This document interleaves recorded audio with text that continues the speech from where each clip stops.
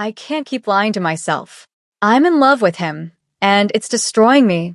He's a criminal, a killer, but when he looks at me, God help me, I see myself staying. The phone line crackled with silence. Jenny's heart stopped beating. Her friends froze mid-laugh, wine glasses suspended in air like time itself had paused. Because that voice, low, dangerous, unmistakably his, just shattered everything. Jenny, I'm still here. 3 words. That's all it took to destroy the careful walls she'd built over 3 years. 3 words from Park Jae-hyun, Seoul's most feared mafia boss, the man she'd just confessed loving to her friends. The man who wasn't supposed to hear any of it. And now he knew. Her friends stared at her with wide eyes. Maya's hand covered her mouth. Chioma had gone completely still, lawyer brain probably calculating all the ways this could go wrong. Haewon looked terrified, like she was witnessing a car crash in slow motion. The apartment felt too small suddenly. Too hot. Jenny couldn't breathe. Couldn't think past the roaring in her ears and the memory of her own voice, raw and desperate, confessing everything she'd sworn to keep buried. He'd heard it all. Every word. Every confession. Every weakness she'd just exposed. The call disconnected. Dead air filled her apartment. And Jenny knew nothing would ever be the same again. Welcome to Afro-Korean Love Stories. If you're loving this story as much as I do, then hit that like button and subscribe. Let's see what happens next with Jenny. Would she get fired, or even worse, eliminated? Or would this story take an unexpected turn? Stick around to find out more. Also, let me know in the comments which city you're watching from. I'm curious to know. Now, let's dive into it. 3 years earlier, Jennifer Lawrence had no idea her life was about to change forever. She stepped off the plane at Incheon International Airport with 2 suitcases, a finance degree from Howard University, and dreams of making it big in Asia's financial hub. Seoul sparkled beneath her like a promise. The job offer from Biko Financial Group seemed perfect. Too perfect, maybe. But Jenny was hungry, ambitious, ready to prove herself in a city that didn't look like her, didn't sound like her, didn't know what to do with a beautiful black woman who spoke numbers like poetry. Her first month passed in a blur of spreadsheets and subway rides. She found an apartment in Itaewon, started learning basic Korean, made friends with other expats at language exchanges. Normal stuff. Corporate stuff. Then came the audit. Jenny remembered that Tuesday morning clearly. Her supervisor assigned her to review Q3 financials for their real estate division. Simple task. Routine. Except the numbers didn't add up. Properties purchased for amounts that didn't match market value. Shell companies layered so deep they disappeared into nothing. Money moving in patterns that screamed one thing: laundering. She should have ignored it. Filed the report with diplomatic language and moved on. But Jenny wasn't built that way. She spent 2 weeks tracing every transaction, building an airtight case. When she submitted her findings, her supervisor's face went pale. He told her to delete everything. Forget what she'd seen. Take a bonus and stay quiet. Jenny refused. 2 days later, she got summoned to the penthouse office. The one everyone whispered about but nobody visited. The one belonging to the company's real owner. Park Jae-hyun. She'd never seen him before. Didn't know what to expect. Maybe some old corporate shark in a cheap suit, barking orders and making threats. What she got instead stole her breath. He stood by floor-to-ceiling windows overlooking Gangnam, silhouetted against Seoul's skyline like some kind of dark prince. When he turned, Jenny's professional composure cracked. Sharp jawline, perfectly styled black hair, eyes that looked right through her soul. Designer suit that probably cost more than her yearly rent. Young, couldn't be older than 35. Devastatingly handsome in a way that felt dangerous. Miss Lawrence. His English was flawless, accent barely there. You've been busy. Jenny lifted her chin, refused to show fear. Just doing my job. Your job is to analyze numbers, not destroy careers. He moved closer, each step deliberate. Predatory. Do you know what you've uncovered? Money laundering. Fraud. Criminal enterprise. She held his gaze. Should I continue? Something flickered in his expression. Amusement, maybe. Or respect. You're either very brave or very stupid. I'm thorough. Jae-hyun stopped 3 feet away. Close enough she could smell his cologne. Expensive, intoxicating. I could make you disappear. Nobody would ask questions. Nobody would find you. Then why am I still here? He smiled. Actually smiled. And somehow that was more terrifying than any threat. Because I'm going to offer you a choice, Miss Lawrence. You can walk away right now. I'll arrange a generous severance package, excellent references, and you'll never hear from me again. Or, you work for me, directly. Use that brilliant mind to manage my actual business interests. Clean money, move assets, make everything look legitimate. You'll be compensated beyond anything your corporate career could offer. He paused. And you'll stay alive. Jenny's mind raced. This was insane. Working for a criminal. Becoming complicit in whatever empire he'd built. Everything she believed in screamed no. But she'd seen too much. If she walked away, would he really let her go? Could she spend the rest of her life looking over her shoulder, wondering when his people would come? What guarantee do I have you won't kill me anyway? My word. Jae-hyun's expression turned serious. I don't harm people who are useful to me. And Miss Lawrence, you're about to become very useful. She took the job. What choice did she have? The first 6 months were hell. Jenny learned the real structure of Jae-hyun's empire. The legitimate businesses funding underground operations, protection rackets, smuggling, gambling. Violence wrapped in expensive suits and corporate paperwork. She created shell companies, moved money through international accounts, made dirty cash look clean. Every day she hated herself a little more. But something else happened too. Something she didn't expect. Jae-hyun started requesting her presence at meetings she didn't need to attend. Asked her opinion on decisions beyond her job description. Their weekly financial reviews stretched from 30 minutes to 2 hours, conversations drifting from spreadsheets to philosophy, art, literature. He was educated, well-read, quoted everyone from Confucius to Maya Angelou, collected contemporary art, spoke 4 languages fluently. Nothing like the monster she'd imagined. You're surprised, he said one evening, catching her staring at a Basquiat hanging in his office. I didn't expect a crime boss to appreciate art.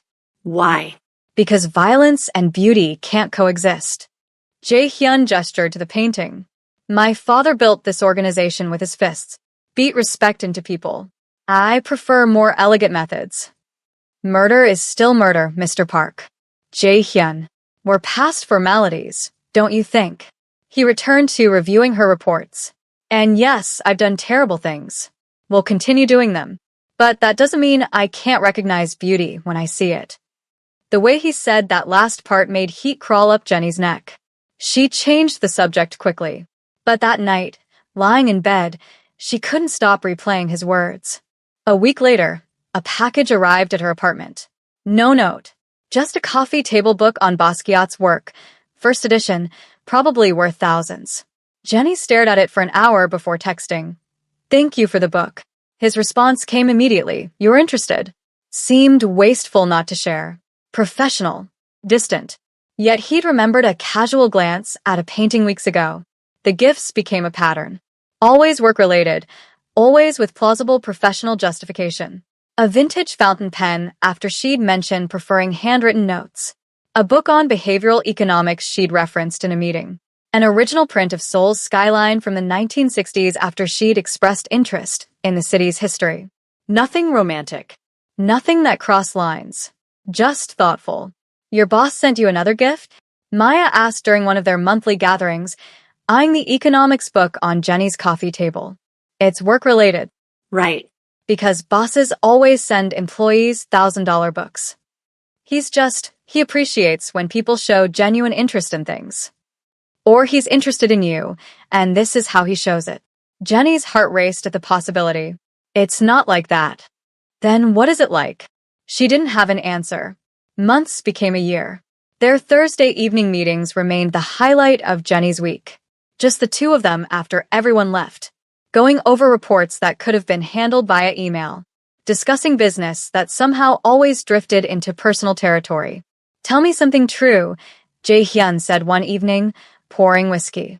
Like what? Anything. Something nobody else knows. So Jenny told him about growing up in Atlanta. Her mother's disappointment when she chose finance over medicine. The ex-boyfriend who'd said she was too ambitious, too independent, too much. Jae-hyun listened without interruption. When she finished, he was quiet for a long moment. He was intimidated, he finally said. Men like that fear women who outshine them. His gaze held hers. You're brilliant, Jenny. Anyone who can't handle that doesn't deserve you. Her breath caught.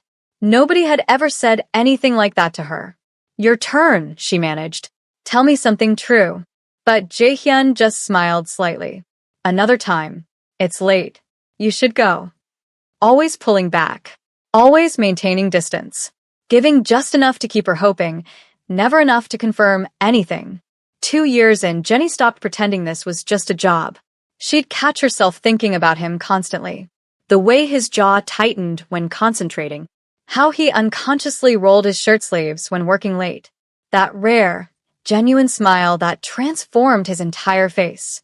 She was falling. Had already fallen. Was drowning in feelings for a man who probably saw her as nothing more than a competent employee. Her monthly girls' nights became therapy sessions. You're pining after someone who doesn't even know you exist that way, Maya said gently. He knows I exist. As an employee, not as a woman. The words stung because they were probably true. Everything began with the choice Jenny made. She could have taken Jae-hyun's severance offer and walked away clean. Instead, she stayed. She accepted the job, stepped into his dangerous world, and now she's falling for a man who might never love her back.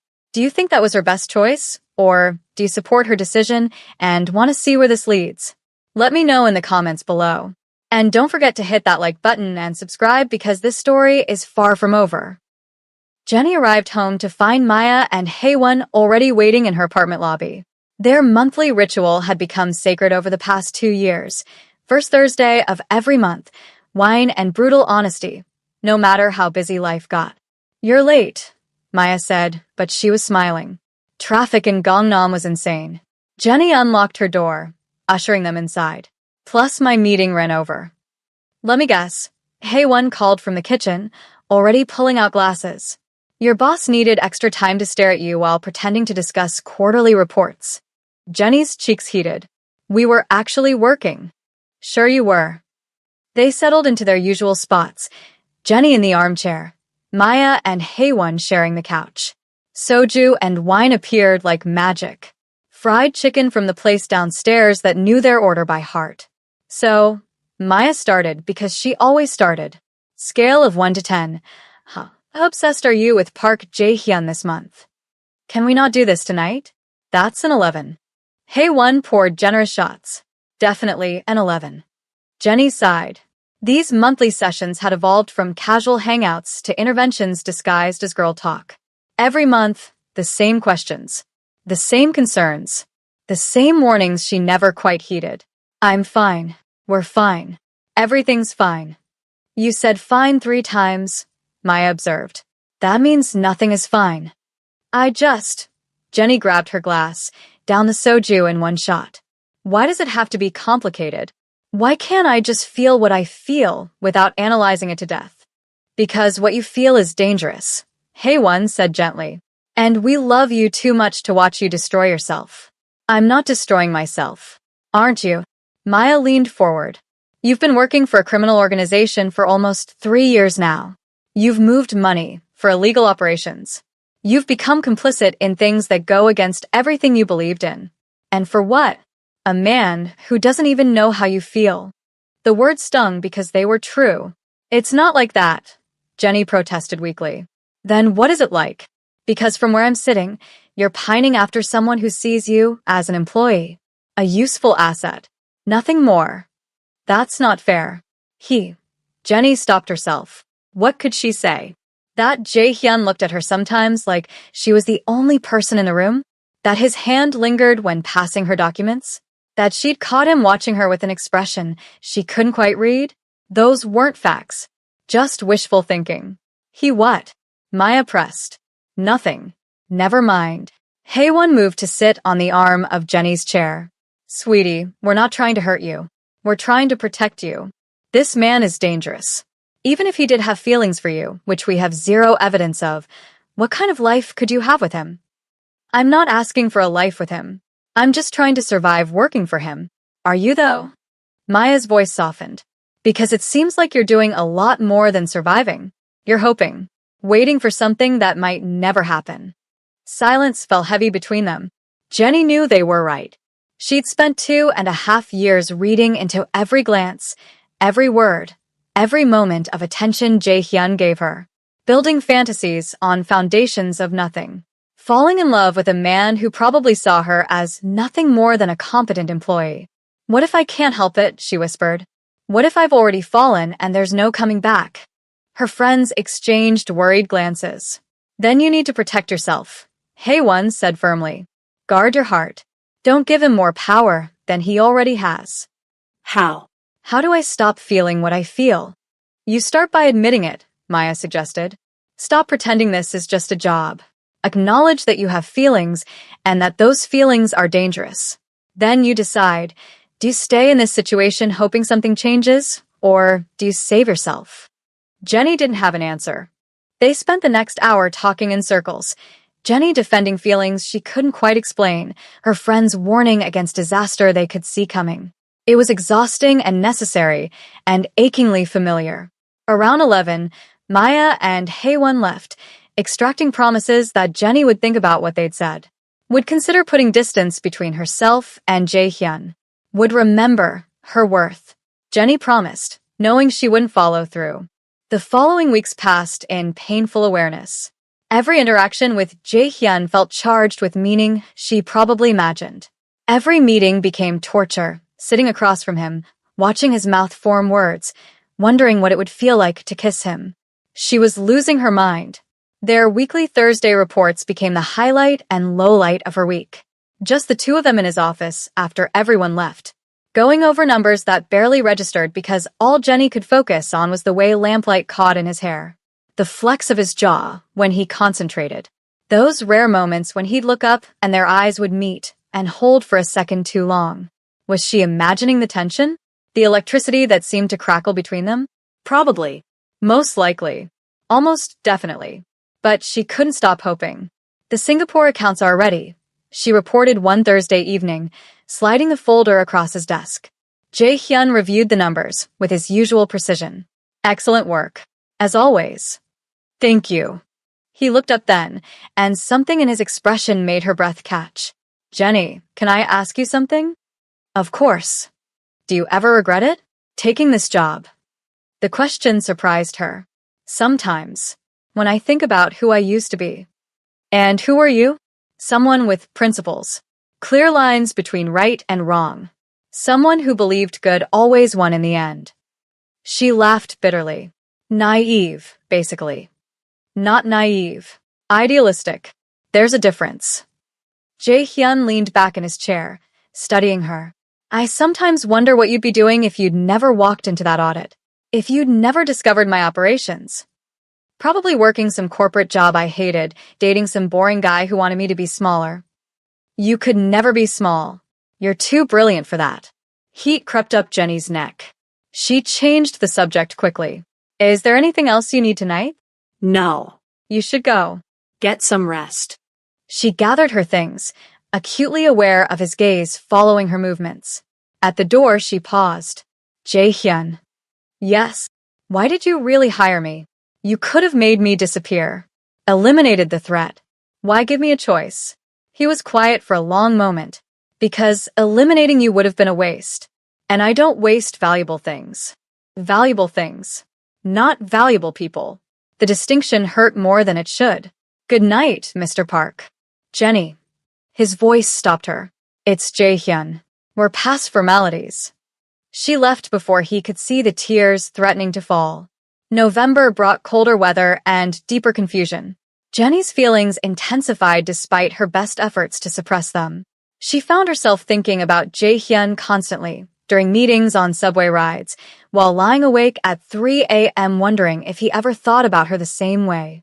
Probably not. Almost certainly not. Definitely not. The monthly girls' nights became her only outlet. Maya and Haewon listened with increasing concern as Jenny described the torture of wanting someone who didn't want her back. Have you considered just telling him? Haewon asked during their November session. Absolutely not. Why not? At least then you'd know. Because he's my boss. A crime lord. A man who could destroy me with one word. I can't just confess feelings he doesn't share. It would make everything awkward and impossible. Everything is already awkward and impossible, Maya pointed out. You're in love with someone you can't have. That's the definition of impossible. I never said I was in love with him. Both friends stared at her. Fine. Maybe I am. A little. Or a lot.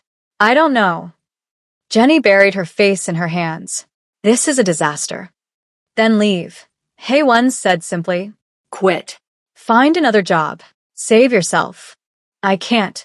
I know too much. He'd never let me just walk away. So you're trapped. I'm trapped. The truth of that statement settled over them like snow. Heavy. Cold. Suffocating. Chioma texted earlier. Maya said, clearly trying to lighten the mood. She's definitely coming end of January. 2 weeks in Seoul. We're planning a proper girls' night. All 4 of us together. Jenny's spirits lifted slightly. Really? That'll be good. I miss her lawyer brain. She misses your chaos. Says her life in London is too boring without your drama. They laughed, but underneath ran currents of worry. The unspoken fear that Jenny was drowning and nobody knew how to save her. December arrived with the first real snow. Seoul transformed into something magical. White and pristine and beautiful. Jenny watched it fall from her office window, thinking about how nothing stayed pure for long. Eventually, the snow would turn gray with city dirt, melt into slush, disappear completely, kind of like her integrity. Her Thursday report that week felt different. Tense. Jae-hyun seemed distracted, answering emails while she presented numbers. Is everything all right? She asked finally. He looked up, and for a moment, she saw something in his expression. Exhaustion. Stress. Vulnerability, he usually kept hidden. Rival organization is pushing into our territory. It's being handled, but it's complicated. Dangerous? Everything I do is dangerous. He stood, moved to the windows. Sometimes I wonder what it would be like. Different life. Different choices. Different, he stopped himself. Different what? Nothing. Forget I said anything. But Jenny couldn't forget. That moment of almost confession hung between them like unspoken truth. She wanted to go to him. Close the distance. Tell him she understood. That she felt the same impossibility of their situation. That she'd choose him anyway, danger and all, if he'd just ask. Instead, she stayed frozen in her chair. I should go, she said quietly. Yes. You should. Neither of them moved. Finally, Jae-hyun turned back to his desk. Professional. Distant. The vulnerable moment locked away like it never happened. Same time next week? He asked, not meeting her eyes. Same time. Jenny left feeling hollowed out. Exhausted from wanting. Tired of hiding. Desperate for something to change. January brought bitter cold and a text from Maya. Chioma arrives next Thursday. Girls' night at your place. Be ready for an intervention. Jenny smiled despite herself. Having all 4 of them together would be good. She needed Chioma's no-nonsense perspective. Her ability to cut through emotional fog and see situations clearly. Maybe Chioma could tell her how to stop loving someone who'd never love her back. The week crawled by. Work consumed her, preparing quarterly reports, managing new accounts, attending endless meetings where Jae-hyun's presence made her skin electric with awareness he probably didn't share. Thursday arrived. Thursday evening arrived with nervous energy crackling through Jenny's apartment. This wasn't their usual monthly gathering. This was special. Chioma was finally here. 2 weeks of vacation from her London law firm, and she'd chosen to spend it in Seoul with her girls. Jenny had left work early to prepare. Ordered extra food, stocked up on wine and soju, made sure her apartment was presentable. The butterflies in her stomach weren't just about seeing her friend. They were about the inevitable conversation that would happen. All 4 of them together meant no escape. No deflecting. No hiding behind excuses. Around 6 p.m., her doorbell rang. Chioma stood there with her suitcase and the biggest smile. Surprise. Couldn't wait until 7. Jenny pulled her into a fierce hug. I missed you so much. Missed you too, babe. Now, let me in before I freeze to death. How is Seoul colder than London? That doesn't seem right. They settled into comfortable conversation, catching up on Chioma's life in London, the cases she was working, the terrible dating scene, everything and nothing. Maya and Haewon arrived together around 6:30, arms loaded with food and drinks. The gang's all here, Maya announced, dumping bags on the kitchen counter. Chioma, you look amazing. London agrees with you. London is dreary and wet, but the paycheck is nice. Chioma helped unpack containers of Korean fried chicken, tteokbokki, and various other dishes. I've been dreaming about this food for months. They fell into easy rhythm, the kind that only happens with people who've known each other through everything. Laughter filled the apartment. Stories flowed as freely as the drinks. For an hour, Jenny let herself just be present. Just enjoy having her people together. But around 7:30, her phone rang. Jae-hyun's name flashed across the screen. The room's energy shifted immediately. All three friends noticed, watched Jenny's face transform, soften, brighten, become more alive. It's your weekly call, isn't it? Chioma said, voice knowing. Yes. I should take this. It'll just be a few minutes. Jenny stood, moving toward her bedroom for privacy, then stopped. These were her friends. She didn't need to hide. Actually, I'll take it here. Just give me a second. She answered, trying to keep her voice professional despite her racing heart. Hello. Jenny. Jae-hyun's voice rumbled through the line, sending familiar shivers down her spine. I hope I'm not interrupting your evening. No, it's fine. My friends are here, but we haven't really started yet. Good. I wanted to go over the quarterly reports before the week ends. Do you have the numbers in front of you? Not physically, but I remember them. Singapore accounts. Yes. The projections you sent look strong, but I want to confirm the timeline for the next phase. They fell into familiar rhythm, discussing accounts, reviewing strategies, falling into the professional dance they'd perfected over 3 years. Jenny was aware of her friends watching, listening to her half of the conversation, probably judging how her entire demeanor changed when talking to him. She couldn't help it. Her voice softened. Her body relaxed.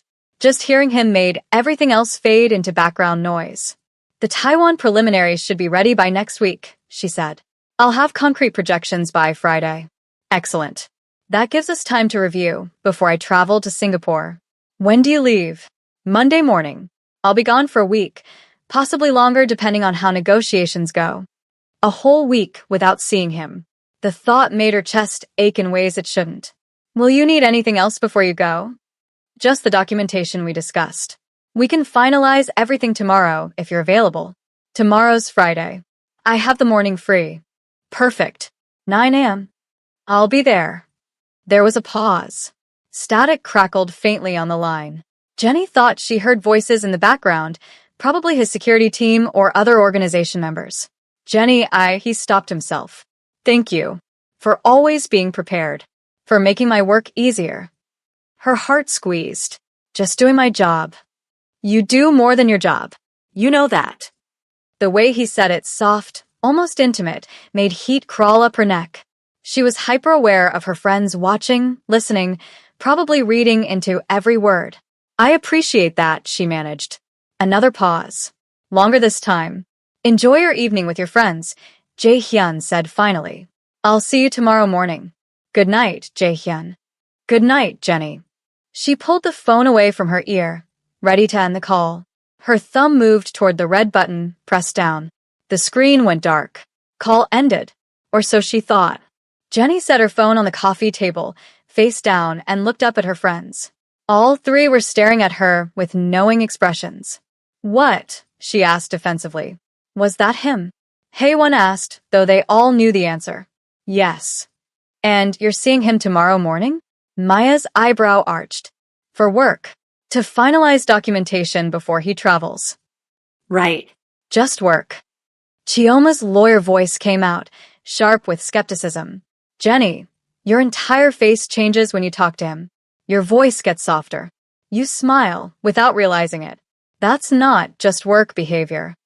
I'm professional with him. You're in love with him. Maya said bluntly.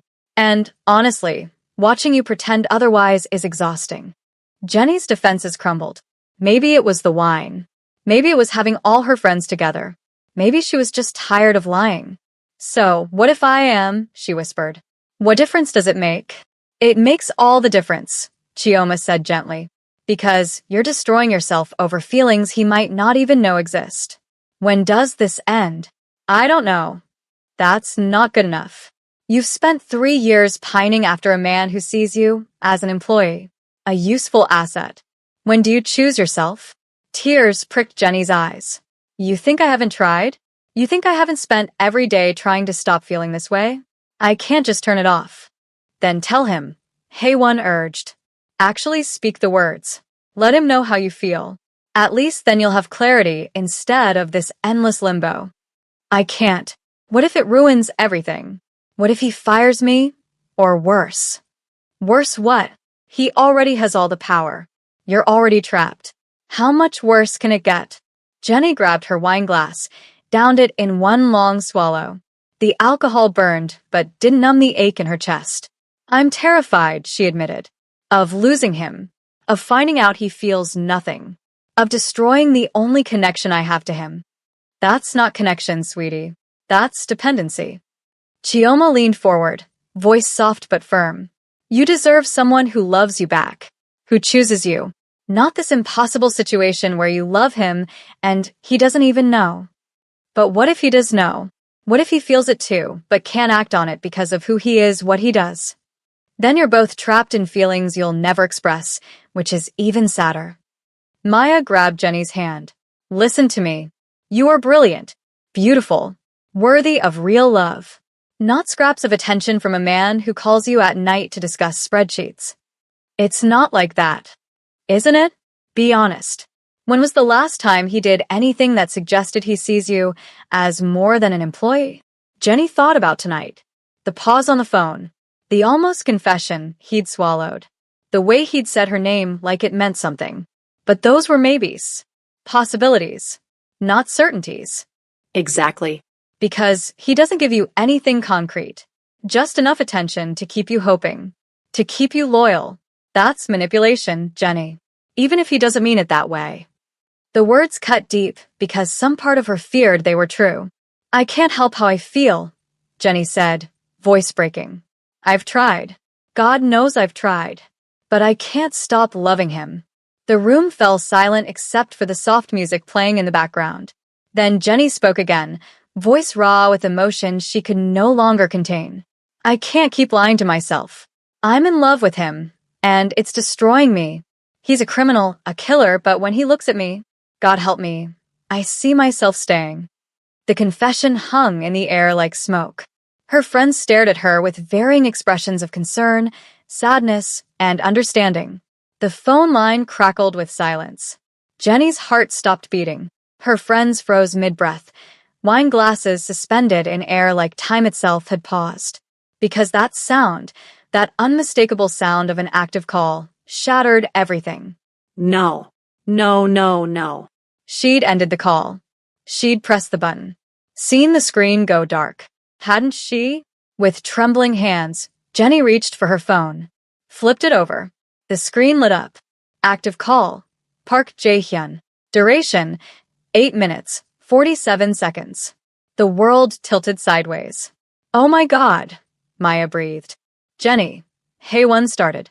But before anyone could move, before Jenny could process what was happening, a voice came through the phone speaker. Low. Dangerous. Unmistakably his. Jenny, I'm still here. 3 words that destroyed everything. The call disconnected. Dead air filled her apartment. Jenny couldn't breathe. Couldn't think. Could only stare at her phone screen showing call ended, while her entire world collapsed around her. He'd heard everything. Every word. Every confession. Every desperate admission she'd sworn to keep buried. Park Jae-hyun, Seoul's most feared mafia boss, the man who held her life in his hands, the man she'd been in love with for 3 years, knew exactly how she felt. What just happened? Chioma's voice seemed to come from very far away. Jenny looked up at her friends with tears streaming down her face. He heard me. He heard everything I said. Oh, sweetie. Maya pulled her into a hug. But Jenny couldn't feel it. Couldn't feel anything except terror and humiliation and the devastating certainty that she'd just destroyed her entire life. What would he do now? Fire her? Eliminate her for becoming a liability? Use her feelings to manipulate her further? Or, and this possibility terrified her most, would he pretend it never happened? Continue treating her as just an employee, making her confession the elephant in every room they'd ever share? Her phone buzzed. A text message. From Jae-hyun. With shaking hands, Jenny opened it. We need to talk. Tomorrow. 9 a.m. Don't be late. That was it. No acknowledgement of what he'd heard. No emotion. Just a command. Cold. Professional. Devastating. What did he say? Hae-won asked gently. He wants to meet tomorrow morning. Jenny's voice sounded hollow. To talk. That's good, right? He wants to discuss it. Or he wants to fire me in person. Or worse. Jenny stood abruptly, pacing her apartment like a caged animal. This is a disaster. This is everything I was afraid of. He knows now, and I can't take it back. Can't pretend it didn't happen. Jenny, breathe. Chioma grabbed her shoulders, forcing eye contact. Listen to me. Yes, this is terrifying. Yes, the situation is complicated. But maybe, just maybe, this is actually good. How is this good? Because you've been trapped in uncertainty for 3 years. Now you'll have answers. Tomorrow morning, you'll know for certain how he feels. One way or another, the limbo ends. What if the answer destroys me? Then we'll be here to pick up the pieces. But sweetie, you're already being destroyed. At least this way, you'll know the truth. Jenny collapsed onto her couch, emotionally exhausted. Her friends gathered around her. Maya holding her hand, Hae-won rubbing her back, Chioma sitting close enough their shoulders touched. What do I do tomorrow? Jenny whispered. You walk in there with your head high, Maya said firmly. You own your feelings. You don't apologize for loving him. And you listen to what he has to say. And if he rejects me, then you survive it. The same way you've survived everything else. They stayed like that for hours. Jenny crying, her friends offering comfort and terrible jokes and unwavering support. Nobody mentioned leaving. Nobody suggested she was overreacting. They just held space for her fear and pain and desperate hope. Around midnight, Chioma spoke what they were all thinking. What if he feels the same way? Don't. Jenny shook her head. Don't give me hope. That's crueler than anything. I'm serious. Think about it. He calls you at night about work that could wait. He looks for excuses to keep you in meetings longer. He said you do more than your job. That's not boss language, Jenny. That's personal. Or I'm reading into nothing because I want it to be true. Maybe. Or maybe you've both been circling each other for 3 years, too afraid to make the first move. And now the move's been made. Tomorrow you'll know. Jenny wanted to believe that. Wanted to hope that the man she loved might love her back. But hope felt dangerous. Like setting herself up for even greater devastation. Her phone buzzed again. Another text from Jae-hyun. Sleep well, Jenny. Just 3 words. But they made her cry harder. Because they were gentle. Almost tender. Not the words of a man preparing to fire someone. Or maybe she was fooling herself again. Reading emotion into simple courtesy. What did he say? Hae-won asked. He told me to sleep well. Her friends exchanged glances loaded with meaning. That's actually sweet, Maya said carefully. It's polite. Jenny, bosses don't text employees at midnight telling them to sleep well. That's not professional. That's personal. Stop. Please. I can't handle hope right now. They respected her wishes, shifting conversation to lighter topics. But underneath ran currents of anticipation. Tomorrow morning would change everything. For better or worse, the waiting would finally end. Around 2 a.m., her friends started preparing to leave. Do you want us to stay? Chioma offered. We can camp out here. Be here when you get back from the meeting. No. I need to process this alone. But thank you. 3 fierce hugs later, Jenny was alone in her apartment. She tried to sleep but couldn't. Her mind spun endlessly through possibilities. What would Jae-hyun say tomorrow? How would he look at her? Would everything change, or would nothing change at all? At 4 a.m., she gave up and made coffee. Watched Seoul's lights slowly brighten as dawn approached. Prepared herself for a conversation that would either save her or destroy her. 9 a.m. couldn't come fast enough. And yet, she wished it would never arrive. What you would do in Jenny's position? Would you show up to that 9 a.m. meeting or run for your life? Drop a comment below, I'd really love to know, and if you're invested in Jenny and Jae-hyun's story, hit that like button and subscribe. The confrontation is coming, and it's going to be intense. Jenny didn't sleep. Couldn't. She watched the sun rise over Seoul, coffee growing cold in her hands, mind replaying that moment over and over. Jenny, I'm still here. 3 words that had shattered her carefully constructed world. At 7 a.m., she showered. Put on her most professional outfit, black slacks, silk blouse, blazer that made her feel armored. Applied makeup with shaking hands, covering the evidence of a sleepless night. Straightened her hair. Checked her reflection. She looked composed. Professional. Nothing like the terrified woman dying inside. The commute to Biko Group felt surreal. Seoul moved around her. People rushing to work, street vendors setting up, the city waking to another ordinary Friday. But nothing felt ordinary. Everything had changed. She arrived at 8:45. Too early, but waiting at home had become unbearable. The executive floor was quiet. Most people wouldn't arrive for another hour. Jenny stood outside Jae-hyun's office, gathering courage she wasn't sure she possessed. At exactly 9 a.m., she knocked. Come in. His voice sent electricity through her spine. The same voice that had said her name last night. The same voice that had heard her desperate confession. Jenny opened the door. Jae-hyun stood by the windows, backlit by morning sun. He discarded his jacket, shirt sleeves rolled to his elbows. The same position she'd seen 100 times before. But everything felt different now. Close the door, he said without turning around. She did. The click echoed like a gunshot. Silence stretched between them. Jenny's heart hammered so hard she thought it might break through her ribs. Finally, Jae-hyun turned. His expression was unreadable, not angry, not cold, just intense. Those dark eyes studied her face like he was seeing her for the first time. Sit, he said, gesturing to the chair across from his desk. I'd rather stand. Jenny, sit. The command in his voice made her knees weak. She sat. Jae-hyun moved to his desk but didn't sit. Instead, he leaned against it, arms crossed, studying her with an intensity that made her want to disappear. I didn't mean for you to hear that, Jenny said, breaking the silence. Her voice came out stronger than she felt. Last night, I thought I'd ended the call. I know. I would never have said those things if I'd known you were listening. I know that too. He tilted his head slightly. But you did say them. And I did hear them. So now we're here.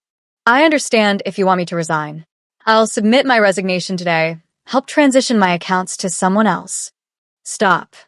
The single word cut through her spiral. I don't want your resignation. Jenny's breath caught. You don't. No. Jae-hyun pushed off the desk, started pacing. A rare tell that he was agitated. Do you have any idea what the last 12 hours have been like for me? Hearing you say those words. Knowing how you feel. Trying to figure out what the hell I'm supposed to do with that information. I'm sorry. Don't apologize. He stopped pacing, turned to face her directly. Don't apologize for feeling what you feel. That's not what this is about. Then what is it about? Jae-hyun ran a hand through his hair, disrupting its usual perfect style. You said you're in love with me. That it's destroying you.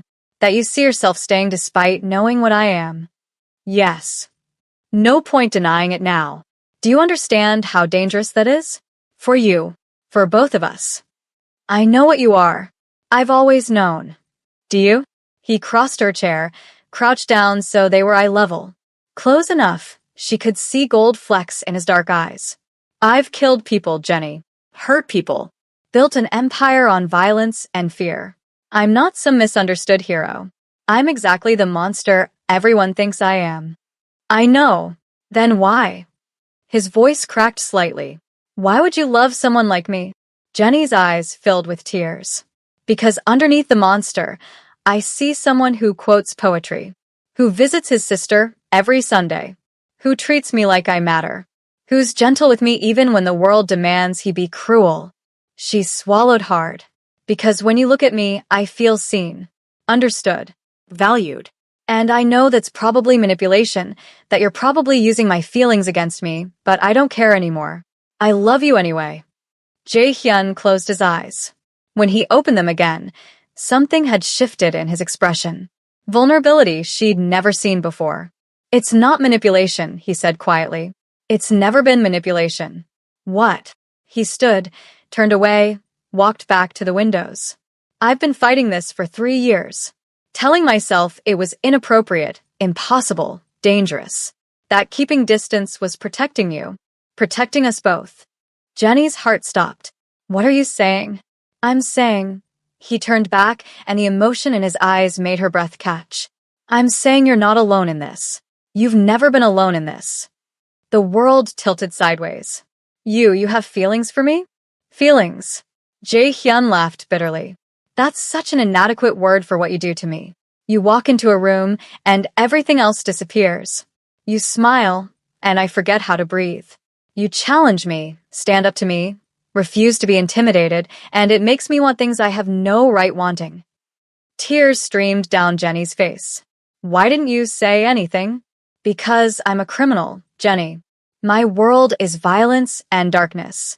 You deserve better than what I can offer.